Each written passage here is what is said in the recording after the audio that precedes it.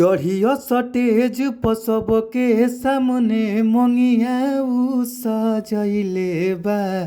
चाचा हो ताहार बेटा नचनिया लइले बा। चाचा हो ताहार बेटा नचनिया लइले बा। जी हाँ, आप सब कैसन बानी। और आशा न बल्कि विश्वास बा कि आप लोग मस्त होखब जा, खुश होखब जा। और आप लोग के बीच में बहुत ही ज़बरदस्त और बहुत ही वायरल सॉन्ग लेके आ गइल बानी। तो आप लोग के घबराए के नइखे। अगर आप लोग अच्छा माइटर खोजतनी, आप लोग के अच्छा माइटर नइखे मिल पावत, तो आप लोग के घबराए के ज़रूरत नइखे। ई हमार यूट्यूब चैनल बाटे, जौना यूट्यूब चैनल के नाम बाटे भोजपुरी संगीत लिरिक्स।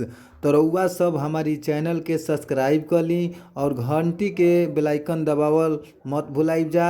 और आप लोग के बीच में हम बानी भोजपुरी गायक व गीतकार नीतीश सिंह। और रउआ सब के बीच में बहुत अच्छा सॉन्ग हम यूट्यूब के माध्यम से लेके आवत रहिला।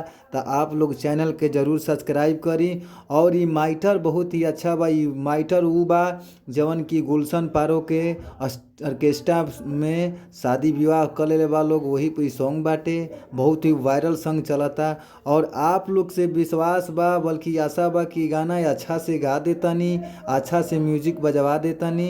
तो आप लोग के मार्केट में ई गाना ज़रूर बाजी।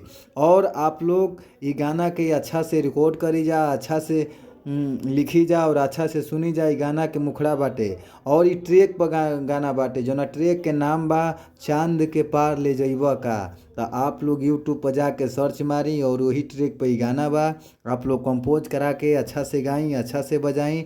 और गाना के मुखड़ा बाटे, कहे के भाव बा सुन ये चाचा अब होई नाही दुख हो, बैठल बैठल खइह भोगिह तू सुख हो। जहाँ दो बार बा वहाँ दो बार गावे के बा। सुन ये चाचा अब होई नाही दुख हो, बैठल बैठल खइह भोगिह तू सुख हो।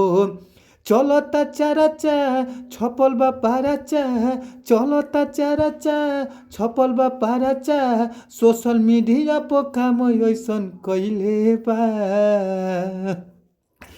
छोड़िया सटेज पर सबके सामने मंगिया उ सजइले बा। चाचा हो ताहार बेटा नचनिया लइले बा। चाचा हो ताहार बेटा नचनिया लइले बा। तो आप लोग अच्छा से गाई, अच्छा से बजाई। और आशा ना बल्कि विश्वास बा कि मार्केट में ज़रूर गाना बाजी। तो आप लोग के गाना अगर ये अच्छा लागता, मस्त लागता, तो स्क्रीन पर हमार मोबाइल नंबर बाटे। आप लोग इ नंबर पर संपर्क करी जा। आप लोग के कम से कम चार्ज में गाना दिहल जाई। बहुत ही कम चार्ज में, बहुत ही कम चार्ज में, बहुत ही कम पैसा में आप लोग की गाना दिहल जाई। तो आप लोग हमारा नंबर नोट कर ली। हमार नंबर बाटे 98 350 77 203।